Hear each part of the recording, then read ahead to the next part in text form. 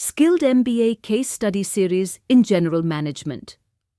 The opioid crisis in America is a multifaceted issue shaped by historical medical practices, industry actions, and policy responses. The late 1990s marked a surge in opioid prescriptions, driven by aggressive marketing strategies that downplayed addiction risks. This led to widespread misuse and a devastating public health crisis, with over 500,000 overdose deaths from 1999 to 2021. Opioids, used for centuries, saw a surge in prescriptions in the late 1990s. Purdue Pharma's aggressive marketing of OxyContin minimized addiction risks, leading to widespread use. This resulted in over 500,000 opioid-related overdose deaths from 1999 to 2021, with the crisis shifting from prescription opioids to heroin and fentanyl. Market failures in public health exacerbated the opioid crisis. Asymmetric information left patients and doctors unaware of addiction risks. Misaligned incentives saw profit motives overshadow patient safety. Negative externalities, such as societal costs of addiction, were ignored in prescribing decisions, further deepening the crisis. In the late 1990s, the Portnoy and Foley report and the Pain as the Fifth Vital Sign campaign led to increased opioid prescriptions. By the early 2000s, aggressive OxyContin marketing fueled rising addiction rates. From 2010 to 2015, tighter prescription controls shifted users to heroin, escalating overdose deaths. Since 2016, synthetic fentanyl has dominated, intensifying the crisis. The United States public health structure operates at federal, state, and local levels. Federally, agencies like Health and Human Services, Centers for Disease Control and Prevention, Food and Drug Administration, and Substance Abuse and Mental Health Services Administration establish national policies. State health departments execute programs and enforce regulations.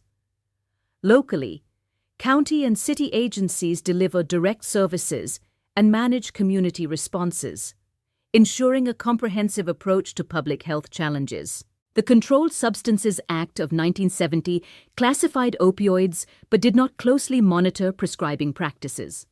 The Drug Addiction Treatment Act.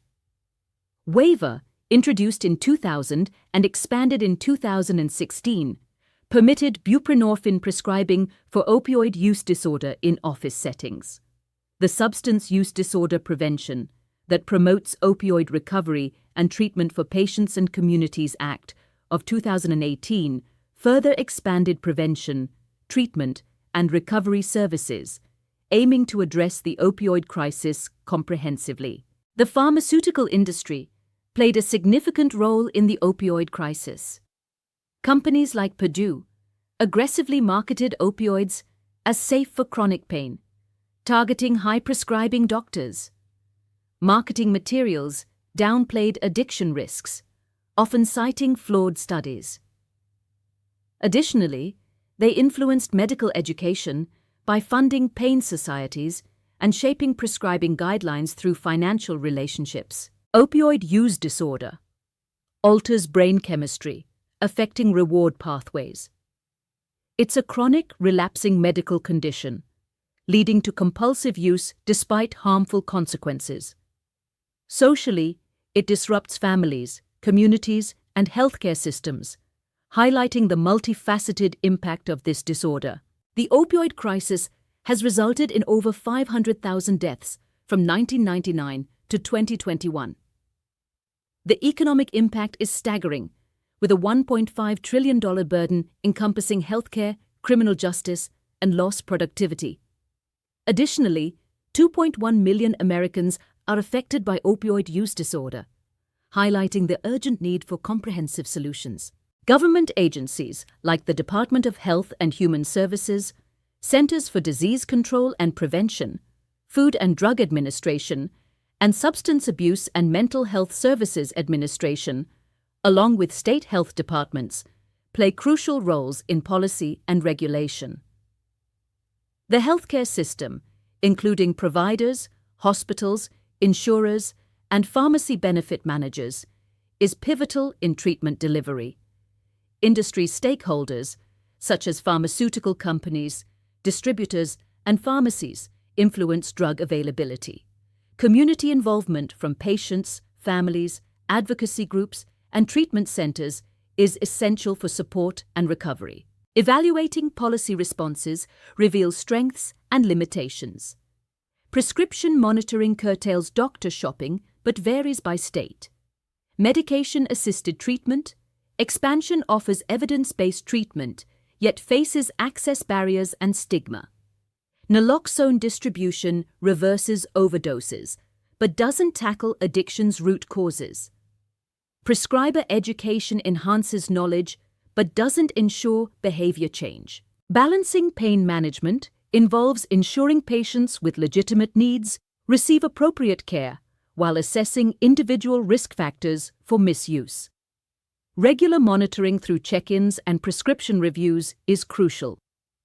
Exploring alternative approaches, such as non-opioid and non-pharmacological methods, can provide effective pain relief while minimizing the risk of addiction. Universal prescription. Drug monitoring program integration offers real-time prescription monitoring, alerting providers to high-risk patterns. Telehealth medication. Assisted treatment expansion ensures remote access to treatment, crucial for rural areas. Community-based harm reduction, including syringe services and naloxone distribution, reduces overdose deaths and connects individuals to care. The opioid crisis is a systemic issue with no single villain, involving market, medical, and regulatory failures. Addressing it requires a multidimensional response, combining prevention, treatment, and harm reduction.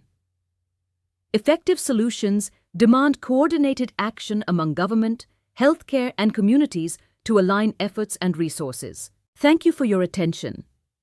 For more information about this case study or other educational resources, please contact us using the details provided.